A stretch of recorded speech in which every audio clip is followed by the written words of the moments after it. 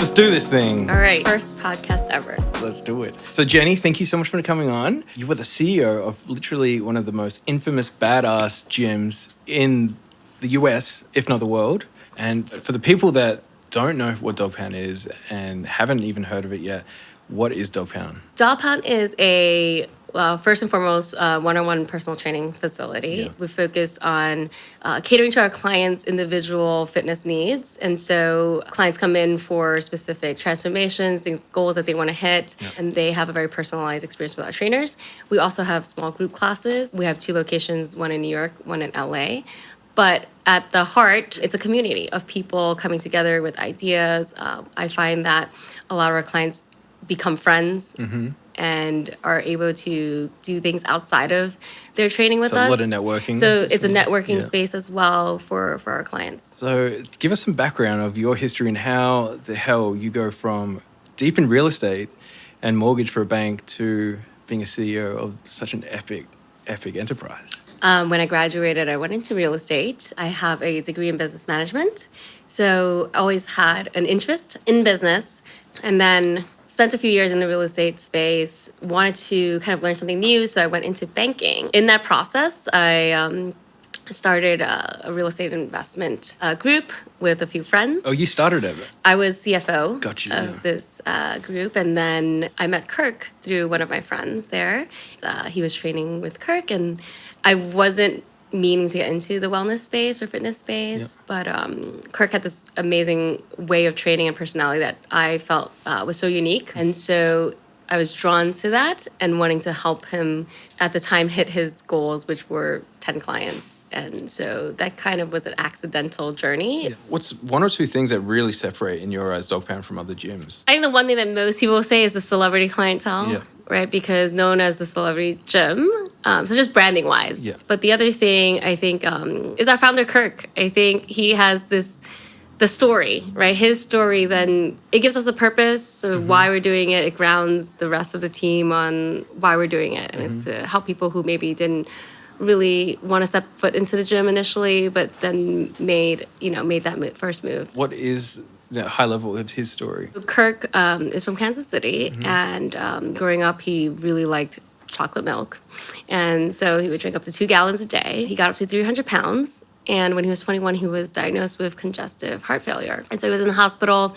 He had to make a drastic change, so he lost over 130 pounds. Yeah. Learned through his own fitness journey how to train, and so started training his friends. And that became something he loved doing as a passion, and then became his career. And so, yeah. Awesome. And so what were the things that drew you to him? Because that's where this all took off. It was around that time when you joined. And what was the thing that drew you to work with him? I think it was just his personality, his aura, his ability to always look on the positive side and manifest things. I think when we would meet and talk about some of the goals, it started really small, but each time that we hit a milestone and were able to achieve it, it just kind of snowballed from there, and we got more excited about just hitting the next phase. Yeah. It was just small steps of hitting one goal and then another goal, and eventually it just kind of grew there. Yeah, I mean, it's been 11 years? Yes, just about. That's crazy. So just that partnership that you've got and how much of an important role you clearly play in building this, what are some of the things that you just respect about each other, and where do you kind of see your role and in his takeover? There are certain things that he is able to really always focus on and drive, and the service when it comes to relationship building and connecting people, which is his strength. And I'm more of the type that likes to be on the back end, handling some of the admin stuff, or, putting ideas onto paper, ensuring that we're following up on some of the things we've laid out we want to accomplish. Yeah. So I think we make a really good team. I think he loves writing down his goals and achieving them. And I like to support those goals as well. I joke, when he has an idea, I have to now come up with a plan of how we're going to hit it together with him. But that's in the fun. That's what makes that journey fun. And the last decade kind of flew by.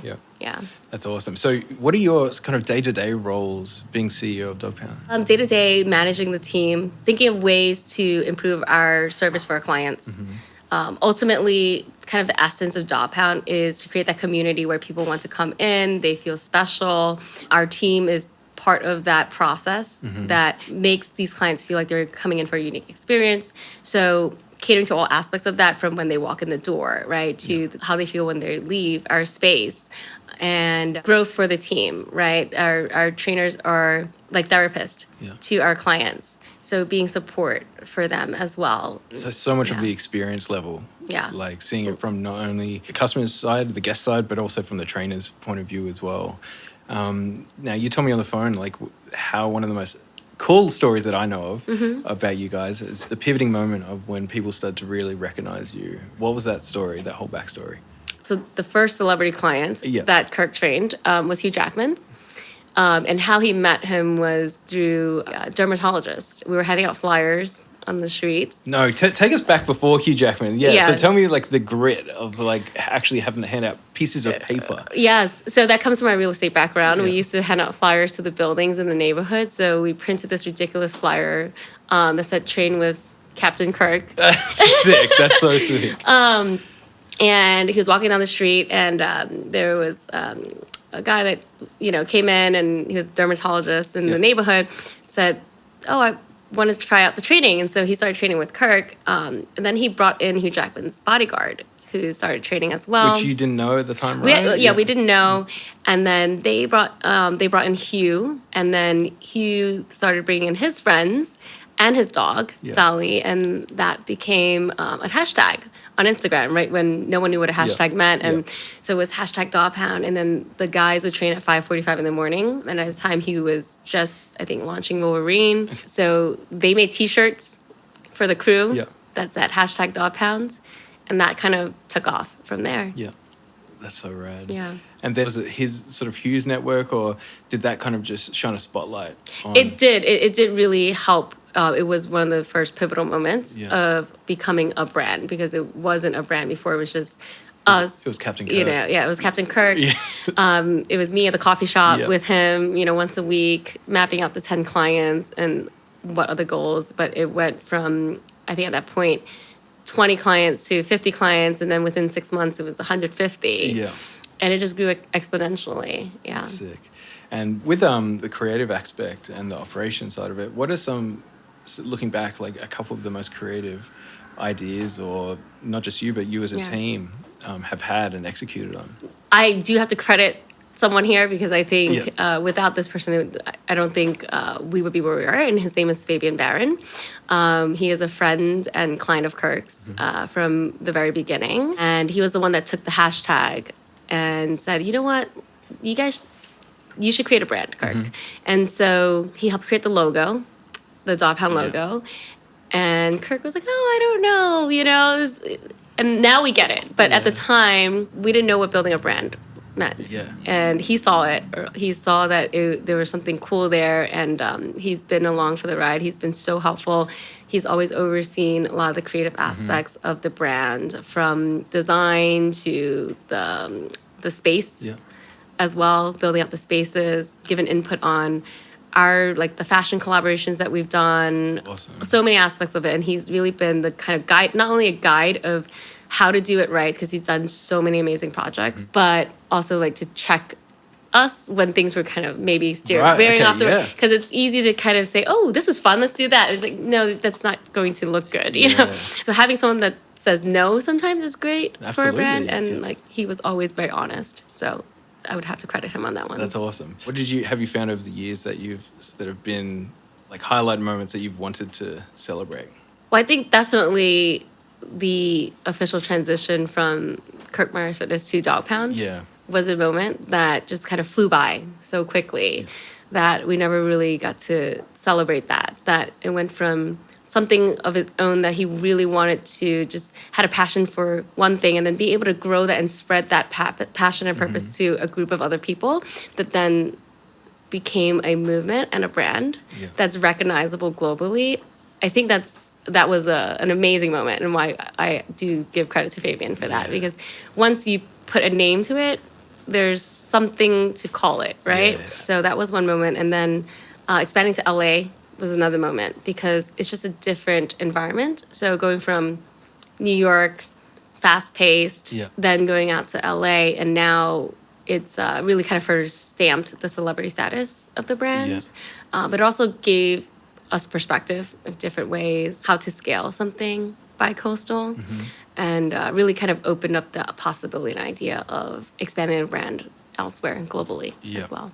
Now, what fulfills you the most about like the job that you're in and building what you're building? Seeing people smile and find their community and find the space where they feel safe. You are such an in-person person. Aren't Yeah, you? I like it. I think you can't really measure that impact on an email or on like a spreadsheet. It's Or on more followers. of, no, you have to be inside the space and seeing that client come up to Kirk or myself or any one of our team and say, oh my God, I love you guys. You guys changed my life. You guys have done so much for me during some of the toughest times. And that is what's most meaningful to us. That's awesome. Yeah. I thought you were going to say like dominating the world. That's next, but But for now. but for now. And what's the most exciting part? Like, it could be the same answer. Like, is it looking back and just seeing how far you've come? I think the exciting part is the possibilities of all the things that we can do, right? Outside of just the fitness side, from helping people, connecting people to do amazing things, change the world, create new products, help each other, form meaningful partnerships outside of the gym as well. And I love being a part of that because we've worked with some amazing brands. Yeah, I was just going to ask, like, what are some of the funnest brands you've worked with on projects? That is a tough one. So I saw you had Lulu Studio. Lulu was actually a really amazing one. And that was organic too, in a way, because they were training with Kirk. Some of their team members were training with Kirk way back in 2015, 16, 17, throughout the years. Then the studio concept came up, and it just felt like something we really wanted to work on together. That's awesome. As not just a CEO, but a female CEO, do you find that there's been challenges to get pushed through that wouldn't have been the case if you were a white male? Yes. I think more so earlier on than now. Yeah. More so because I'm a female in the fitness industry. Yeah. Where, unless it's like Pilates or yoga, it's typically male dominated, right? Especially when it comes to strength training and fitness, boxing, any of those things. It's typically, you would expect the CEO to be a male. Yeah. And so I've definitely seen partners surprised when I show up, like, hi, I'm the CEO. But there has been instances in the past where people would leave me off the conversation because they didn't think, they wanted to go straight to Kirk or, and he's been really supportive and aware of that. So every time that happens, he tells me, I can't believe they left you off. I'm going to loop you right back in now. Yeah. I've been really appreciative of that. And luckily, I think because of the strength of the brand, I've definitely gotten a lot of opportunities to be in certain rooms that I wouldn't have otherwise. Mm-hmm. No, that's awesome. Yeah. Yeah. With the challenges that you did go through, what have you taken from them personally, like learned from, that you'd probably look from and when, that was rough? Yeah. Maybe it was trying to expand and, things that did pay off, but it was still a challenge to make happen. What I learned is you always have to move on from it, not to dwell on it for too long. Yeah. And you can't really beat up yourself for it. Everyone has to try. And especially the last few years, everyone's failed and everyone has tried something new and no one knew what was going to happen. So spending less time beating yourself up for it and then being able to just get back up there and try something new again. And it's at first it's hard because you're like, wow, I already made that mistake, or I already spent a lot of time on this one thing, and do I want to do that again? But you have to, right? And I think in leading a team and being sometimes the first one to take that first step, you kind of have to go for it and make those decisions as well. Do you think having like a team under you gives you, that obligation that we have to, show face, be there, be at 100% in front of our team? Do you think that helps push through? I think it's a balance. Yeah. I think that this is where I am. I think it's good that I am a female CEO, right? So there's a strength, but there's also a balance of being able to be vulnerable at certain times and share your challenges to a certain extent to the team. Right? Because I think it's not a weakness. It's acknowledging where you see a challenge and being transparent with your team that, hey, this is why we're a team, right? And this part where we hit a challenge I need your help with, and it's okay. I think when they feel more included, in my experience, when the team feels more included in the problem solving and helping to solve that problem, they're more bought into that solution. It's so true. Yeah. And have you noticed that, like with males around you, that it feels like the opposite. Like they struggle to show vulnerability in front of other people. Yeah, I think sometimes it's hard to have those conversations, right? Because there's expectation that they have to always push forward, Yeah. be the strong one, Yeah. and lead with that confidence, the absolute assurance that everything's gonna be okay. But sometimes the team needs to know that if it's not okay, it's not okay, right? But we will get there. We're gonna work on it. But it's also about resilience. So yes, the other flip side is even though you share the challenges, you have to be prepared to take on anything that comes your way, and you are kind of buffering the team from some of those harder, tougher decisions as well. Now, with going back to organic growth, so such humble beginnings of Dog Pound and handing out flyers and everything being in person when it first started, how has that translated to such a scale now? I think that's why we haven't scaled really fast or extensively in the last few years, because there is a certain level of care into controlling that relationship build and organic growth. I think we always want to maintain that. So it's been a challenge, but training up people to also have that mindset, I think is important. So our leaders within our company, we feel that if they've been with us a few years, they understand this, and they will also replicate that process, right? How do you instill that in team? Like, especially when you onboard even new, especially the trainers, the ones that are the face of the business, especially in front of celebrity clients. How do you instill that and develop that into a team member? Or is it something you look for up front? It's both. So you try to look for it up front, though that's not always something that's easy to identify. Of course, but that does work. And then the other thing is leading by example through your own actions. So showing up to the space humbly and, showing them how we interact with our clients, not just myself, but the people who have been there for a while, right? Just kind of showing the team the ropes and how the newer people, how do we interact with our clientele? How do we act in this space? And they kind of learn from each other. That's cool. Yeah. And is it still something that you take into every day as well? Yeah, I think it's part of the just things that you do on the ground on a daily basis. Look at some of the little details that I know Kirk will want to see, such as some of the motivational quotes that we used to have on the mirrors, like ensuring those little touches are there so that our clients feel like this is the home I recognize, and because some of our clients have been with us for 6, 7, 8 years. And so they feel like comfortable in that space. Yeah. What's your favorite sticker on the mirror? We have this phrase called "As you think, you shall become," and that's been kind of the moniker for a long time. Yeah.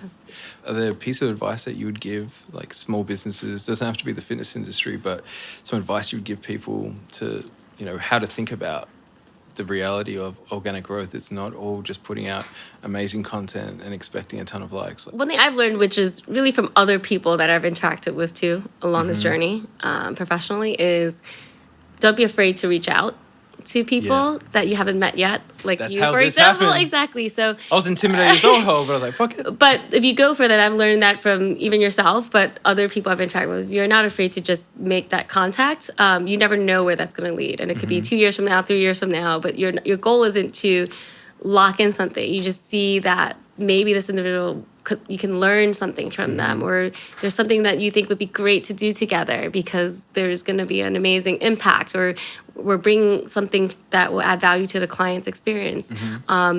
Just kind of going for that and then not taking it personally if you don't hear back. I think that's huge. So I think it comes back to ego a lot, doesn't it, as well? Because like it's so easy to think, nothing would come out of this relationship. Like this person kind of, you feel like maybe this person has nothing to offer me right now, but it's like it's removing all that and it's being like, no, I'm just going to be myself and be polite and courteous and like listen to these people and connect. And like it's been amazing in our experience as well, as like how that can come back later, like exactly at this point. No, it's well just for me, typically I admire someone from afar. And I'll say, wow, this person's doing something amazing. I want to just at least say, you're doing a great job, or this great work. I'm really admire what you're doing and putting it out there. And then if they respond, great. If they don't, maybe down the line they'll remember that I sent a message. Oh yeah. Yeah. Is there any like tangible ways that you think that businesses can still be doing or marketing offline? Or is it like real in person, like your marketing starts like at the front door as well? No, I think there's a combination of things that people can do. We haven't activated as much of that. It is a balance, and it's tough where we don't want to, in this day and age of being bombarded with ads and like text message marketing, like how do you stay personal without, but at the same time, like keep in touch, right? So we try to keep it to certain moments where we do want our clients to feel valued and appreciated. So holidays, and if there's something we're doing or launching, we want to keep them in the loop on. I think that's important, and that's the piece where you can have a little fun with it. You can send out like a newsletter. So do you send out emails like for the holidays or for birthdays and stuff as well? Yeah, so we're actually working on something for birthdays, but milestones right now is something that we really want to celebrate. Like for current customers? Yeah, we have a client who's crushed almost 1,500 sessions with us. No way. Yes, so that is coming up, and we're excited to celebrate him and his milestone, because that's no small feat. Yeah. Is it Hugh Jackman? No, but I wish it was. All right, I'm going to do rapid fire questions. Okay. So we didn't tell you what these were, and I actually forgot half of these. So give us your shortest answer. It could be one word, or it can be 2-3 words, but shortest answer possible for all these, and we'll get through them as quick as possible. I've never done this before, but... What is your favorite go-to lazy dinner? Ramen. Ramen? Delivered or made? Made. Made your own? Yeah. Damn, that doesn't sound lazy. That sounds like mad difficult, and like you sound like you've been in the kitchen for days. Do you watch shows one episode at a time or binge whole seasons? Binge whole seasons. Hell yeah. What is your guilty pleasure? Dark chocolate. Damn, but is that a guilty pleasure? I think it's guilty. I feel guilty. I work at a gym. True. Now, beach vacation or mountain retreat? Mountain retreat. Yeah? Yeah. Or city? Actually, city. I'm more of a fast-paced. I was wanted to throw that one in there because I thought some people... Yeah. So that's why I've never left New York. So staycation? Staycation. Yeah, hell yeah. If you had a warning label like a product, what would it say? Sorry, warning label on you like a product. Do not give too much coffee. Why? Then I'll ask for a million things at the same time. Got you. Okay, so it's for your own well-being. It's for my team's well-being to not feed me too much coffee. It's like, do not feed wild beer kind of thing. That's sick. Now, business-related, what age would you like to retire if there is an age? I don't ever want to retire. Love it. What word do you hate hearing in the workplace? No. Yes. Good. What's the last time someone said no? That's every day. They lost their job. The last hour. Separate to these questions, how important is hearing no over the years? No is good. Actually, no is to keep me and Kirk in check from doing too much and taking on too much at once. So no, it has become a good thing. Yeah. And do you feel other people in business in general like need to hear no and get used to being, getting no's? Yes, I think it's good. It's good practice to also be resilient. Yeah. Yeah. Absolutely. All right, back to this. If you couldn't work in this industry, what profession would you work in? I would be teaching little kids. What? Preschool. Teaching preschool? Yeah. What translates from one to the other? I don't know. They're just really cute. Yep. Yeah. That's awesome. All right, how do you handle stress in the workplace? You just pretend like it's not there. Yep. Is there anything you do after work to sort of... I take a walk. Yep. Drive, a walk. But I think over time you learn how to bounce back quickly from things that are stressful. Yeah, definitely. 100%. Let's talk about that a tiny bit more. Yeah. So over the years, how have you been able to get through challenges and bounce back quicker? Initially, it would take me a long time to digest an issue and sit there and think through it. But over time, you learn to say, okay, there's a problem. What's the solution, though? Yeah. And who do I need to call to help, talk this through? And, I think that's key. When you sit there without writing it down or talking it through with someone who's a trusted friend, in this case would be Kirk, I think when you're able to hear yourself describe the problem, you sometimes come to your own solutions. Wow. Yeah. And that's the importance, again, is having such a close, amazing team with you. Being able to being share vulnerable, as well. Yeah. Because if you hold it all in, then you're stuck thinking about it all night or all week. And but if you have a team that you can trust to share that with, then you're sharing the solution process together. Yeah. No, that's awesome. All right, last rapid fire question. That isn't so rapid fire. Do you have a morning routine before work? It involves coffee, yes. Yep. And writing down my to-do list for the day. Yep. And does the CEO of one of the world's most amazing gyms does go to the gym in the morning? No, sadly, I do not. No. And I think it's a typical thing. Yeah. Do you actually go to dog pound? I do go to dog pounds, yeah. yes. But I, instead of working out with the team, I typically do walks while I'm on calls. And the only reason I ask that is some people don't want to like shit what they eat. Some people don't Oh, well, yeah. I can only imagine if I'm in there, I would spend more time saying hello to everyone and, Of course, yeah. And then that's the balance of being in such a community-based space. It's, people come up to you and want to chat and catch up and Yeah. Well, what are you currently working on? So we're working on some interesting projects. I think on the fashion side, we have a few things that we want to explore. How the hell does a gym get into fashion? We have a lot of models that come in. No, that's just part of it. Yeah, that makes it easier. That makes it easier. There's a pool of talent for us to pull from and inspiration to pull from. It's just been organic, and Kirk has a certain style, so that makes it easy too. He's like a walking billboard. Is it still relevant to dog pound? Like, yeah, I think it's always evolving. Yeah. Part of that also coming from New York, being that street style space, I think it's also been part of the brand identity as well. Now, you were born and raised in New York? Yes. You were? Yeah. What suburb? So I grew up in Lower East Side. Okay. Yeah. Wow. First and foremost. Yes, Chinatown and Lower East Side. Yep. And then you moved, you were living in Greenpoint for a while? I was living in Greenpoint and then moved to Astoria. And now I'm in Forest Hills. Second last one. What's some advice you would give to young women in business or young founders that are coming up? I would say work with others like you. I think strength in the team. Mm-hmm. I've been really fortunate, even at Dog Pound, to have a team of strong female leaders. Yeah. And I find that has been really a great resource for me. So find your kind of tribe, I guess, as well. And the other one is don't be afraid to be the different one in the room. Yeah. Whether it be me being an Asian female or if just anything, but don't be afraid to be the only one. And Kirk was the only white guy in our room back when, most of the people I was around were Asian too. Yeah. So that is something I think is just to not be afraid to go for that. I think you are such an inspiration, like to everyone around you, because literally seeing you from afar and everything you're building and doing, it's remarkable, and you deserve all the praise in the world. So thank you so much for coming on. And to end it, we want you to ask the audience, to whoever you want, one question. Okay.